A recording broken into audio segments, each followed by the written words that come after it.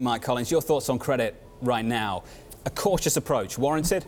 Yeah, I mean, there's been a lot of supply, right? But the net supply has actually been really contained, meaning a lot of the supply we've seen in September is refinancing existing debt, right? So that's a really good thing. So you're seeing a huge increase in Treasury supply, kind of a pullback, believe it or not, in the net supply of private corporate debt. So the technicals continue to be really strong, right? Especially with QE, on the come in Europe, you're seeing credit spreads in Europe continue to tighten. But I agree on the risk side, you have to be really careful, and you're definitely seeing pushback in the credit markets with some of these. Well, let's talk about that pushback. So one of the busiest months ever for investment grade issuance through September, the busiest month of the year so far for high yield. Where are you seeing the cracks in the primary market? Where's the pushback at the moment? So it's funny. So in the last couple of years, right, all the lousy, highly levered issuance went into the loan market, right? Because the loan market was seeing flows in from CLOs and bank loan investors. And so the loan market was just, accepting any kind of lousy deal. And then the loan market shut down because all the money's pouring out, right? 30% of the loan market has gone out the door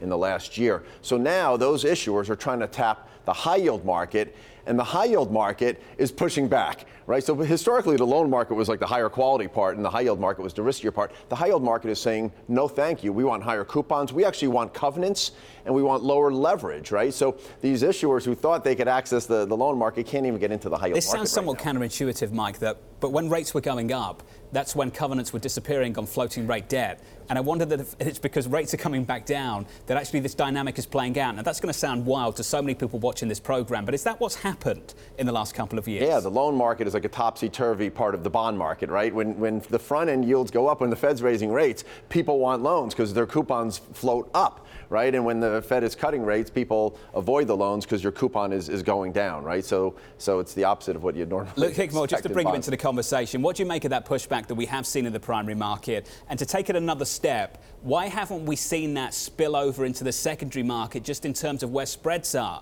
We've seen some pushback in the primary market. I'm not seeing materially wider spreads after that. Why not? I think if you break it down a little bit more into the high yield space in particular, there's signs of stress coming through. So the first half of the month, you had triple C's performing really actually very well. Latter part of the month, that tailed off really quickly. Spreads have started to widen just a little bit.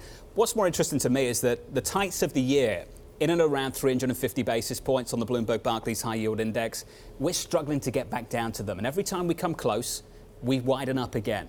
What kind of signal does that provide us? Right now we're underweight on high yield. From our perspective, there's not really great an opportunity there right now. The spreads are so tight, and from our perspective, I mean, if you look at these companies, they've leveraged up, and now you're starting to see the cracks build up. The only thing that gives me a little bit of optimism here, John, is that we're seeing just tremendous appetite from the individual, right? The individuals are just dying for yield anywhere with a lack of appreciation of risks. So I wouldn't doubt if it holds in for a little bit here, but come that after that holds in for a little bit, probably going to back up after Explore that further for us, Mike. Just struggling to test the tights of 2019. Yeah, I'm talking about topsy-turvy markets, right? And you're starting to see, I think, the leading indicators of the credit risk, right, appear in the markets. You're seeing it across all of the markets. You've seen it even in equities, right? The IPO pushback and the small caps, cyclicals really underperforming. Yep. And in high yield, you've seen this really weird market where spreads are tighter, high yield's done great, but double Bs have outperformed triple Cs, right? The triple C spreads have really lagged.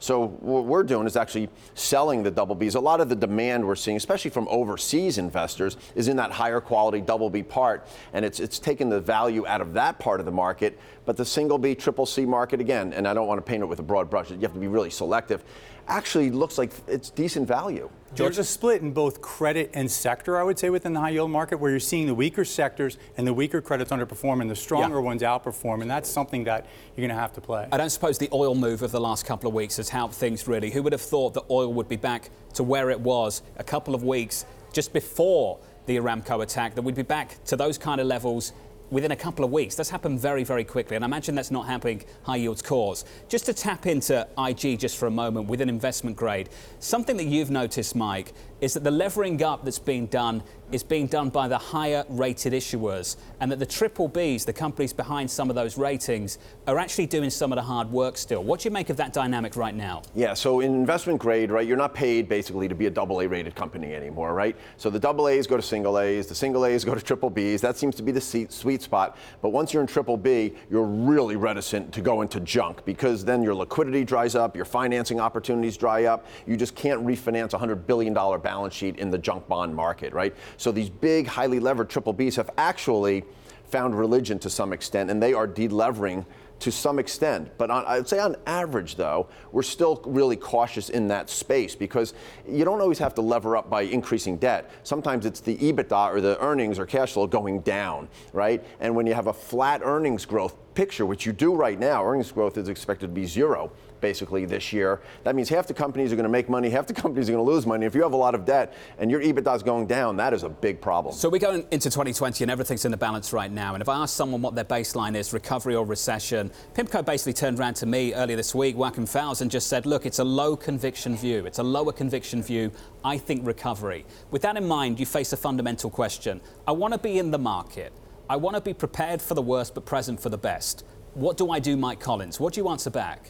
I say you own, high quality bonds. I still think fixed income has value, especially in the U.S. I think there's a lot of spread, believe it or not, in high quality bonds. Senior debt of the banks, even subordinated debt of the banks, even the preferred debt of the banks. High quality structured products. These have really big spreads relative to treasuries, and I think those are going to continue to outperform. In the credit side, you have to be really careful, but there's value out there. There are bonds that have pretty attractive expected excess returns. George? I agree. You have to be really selective here. I think you're not going to take risk. We don't think you should take risk in duration, interest rate risk. You shouldn't take credit risk. But where you should really focus is on the sectors right now. We do like preferreds. We do like corporates, investment grade corporates. We think in that triple B sector, you have to be really selective there. And we actually like even emerging market debt here. But you're going to have to go to different places to get yield in sort of those subsectors.